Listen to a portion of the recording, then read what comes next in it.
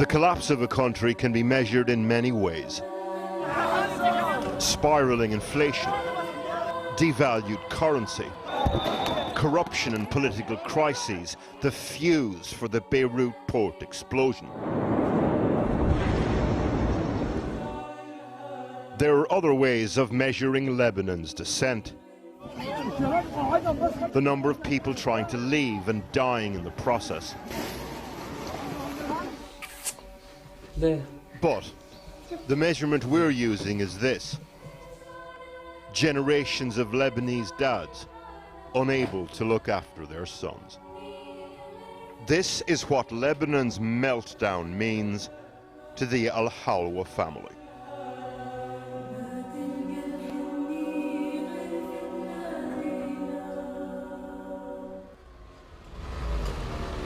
Karim Al-Halwa is bringing us on a journey into the heart of a country's collapse.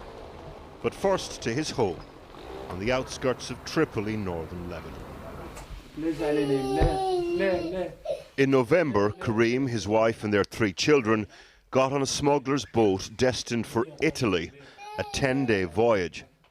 But just off the coast of Lebanon, their boat was intercepted by the Coast Guard and was turned back. أول شيء لما طلعنا من هون فكرت بشيء كتير حلو لألون إنه هن هلأ حيصيروا بمحل يدعوا لي على المحل اللي أنا خدتهم عليه. على كتر ما هن حيكونوا مبسوطين. حيتأمل لهم مدرسة، حيتأمل لهم حكمة. يعني ابني برا لما يلاقي حوله رجع هو مثل يعني مثله مثل أي طفل. In the past, it would have been mainly Palestinians and Syrians leaving Lebanon in this way. But now more boats are going and more Lebanese are on board, like the Al-Halwas. Their youngest, Mohammed, is a child of this country's crisis. When he was born a year and a half ago, his shoulder was damaged during childbirth, his right arm partially paralyzed. Thousands of experienced doctors have left Lebanon because of the economic crisis. The ill treatment Mohammed received was down to that, according to Karim. At first, they could just about afford the subsidized physiotherapy sessions for their son's arm in the local clinic. But in the last year, the cost of that treatment has increased 8-fold. The main reason they got on the boat? To find affordable care abroad.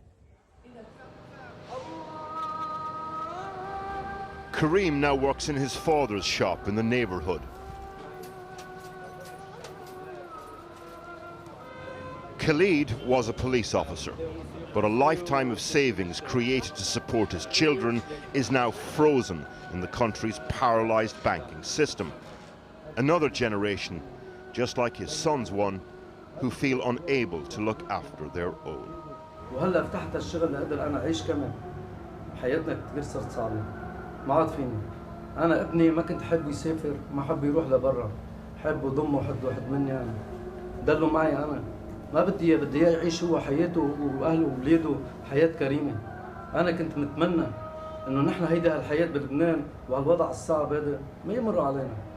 بس مرقنا بظروف صعبة.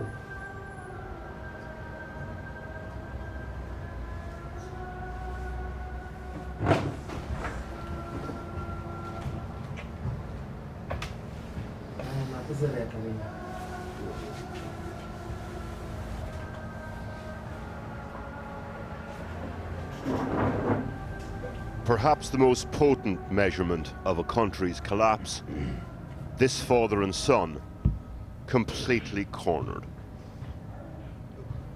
Karim, who do you blame for this? الدولة هي السبب الأول. الحكام اللي وصلونا لهون، زعماء هيدا البلد، هيدا بلد ميليشيات.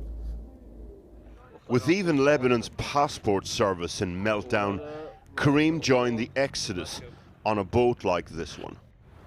Remortgaged his home, paid $4,000 up front to a smuggler. The same again would be due when the family arrived in Italy. He didn't pay the second installment though, because they never made it. According to Kareem, their boat was rammed just off the coast of Lebanon by a Coast Guard vessel trying to push them back. Their boat started taking in water and they were brought back to shore. At that moment of impact, when water started to come in, can you remember what was going through your mind?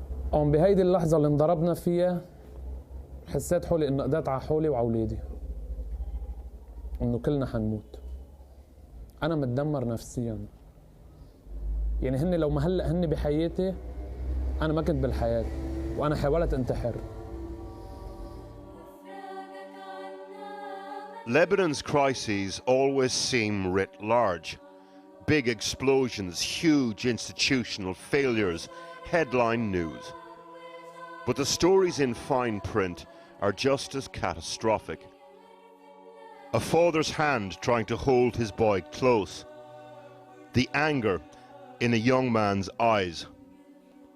The small, limp arm of his son.